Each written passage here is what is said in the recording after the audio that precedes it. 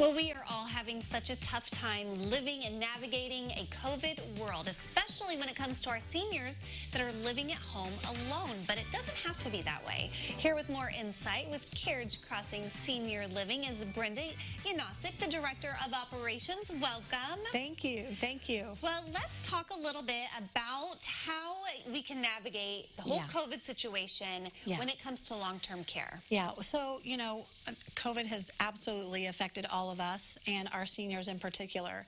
And what we have found is, COVID hasn't changed the need. There are still seniors out there that need long-term care services. And so what we have really focused on is partnering with families, helping them understand, protocols put in place to keep them safe and connected with their loved one.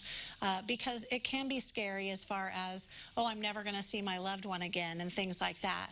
And we've worked really hard to keep our residents engaged and connected with their families, whether that's through, if we're all in Tier 3 right now, Tier 3 mitigation in this state. So what does that mean in long-term care? If my loved one lives in or moves into long-term care, how do I stay connected with them? So we really educate the family and keep them informed so that they can make good choices for their loved ones, because as I mentioned, it doesn't change that there is a need still to care for their loved one that is aging and maybe can't live at home alone again or at this time. You know? And usually this is about the time of year where families all get together. Right. And that's when you may determine there is a need. So we're kind of missing that as well. Right. So families maybe didn't get to have their get-togethers with extended family and so forth. However, if you're an adult child who has an aging parent or grandparent, you're still seeing them, you're still staying engaged with them.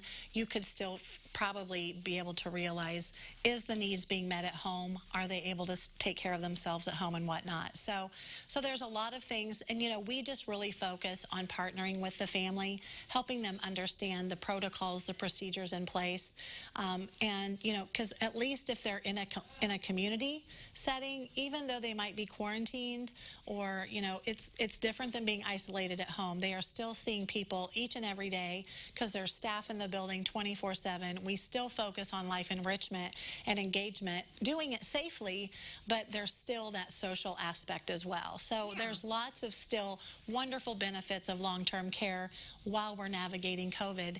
And just yesterday, we had our vaccine clinic. And, one of my residents, as she was getting her vaccine, she was like, we're making history right now. Do you realize this moment, and just the joy, our seniors, they are the most at risk, and so it is our #1 priority to keep them not only safe, but engaged and connected. And, they can truly still live a life that they love while we're going through COVID. Well, and then you kind of have to weigh both sides of isolating at home alone, not around any family, versus isolating, like you mentioned, in a long-term care facility, which is worse, really.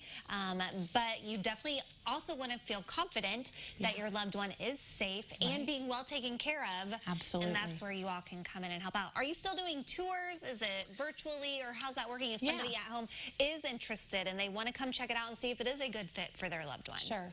Well, we definitely, if virtual tours work, we do that because a lot of people are inquiring from afar. They might not live locally, but yet they're still trying to help their loved one navigate and figure out what the best way to move forward to meet their needs is. But we are still doing tours in the community.